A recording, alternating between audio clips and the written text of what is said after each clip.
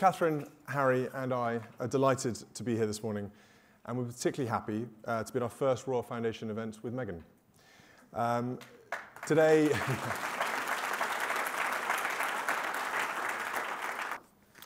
both our parents had provided for us an example of diligence, compassion and duty in all they did.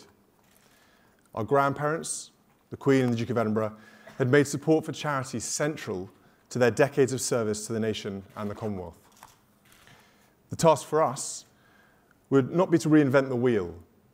Instead, our job was to follow the example of those who had come before us, hold on to the values that have always guided our family, but seek to engage in public life in a way that was updated and relevant for our generation, clear and disciplined about how we seek to provide leadership.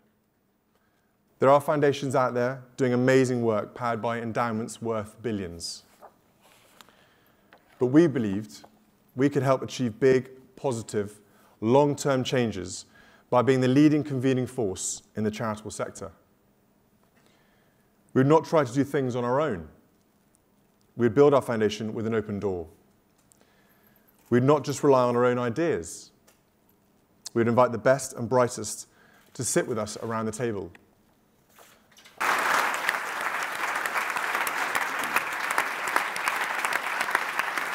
We pride ourselves on going into a situation, convening people and listening, and hoping that all of those partners and all of those people agree that the problems are the same thing.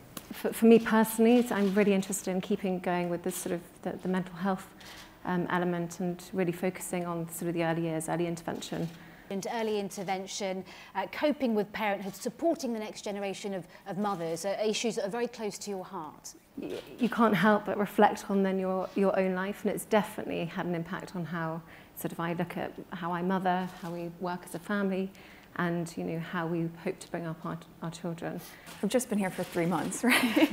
And in that amount of time, but with that said, for me, it's very important to, once you hit the ground running, even if you're doing it quietly behind the scenes, which is what I've focused my energy on thus far, is meeting with the right people, meeting with the right organizations behind the scenes quietly, learning as much as I can so that I can maximize the opportunity we have here to really make an impact.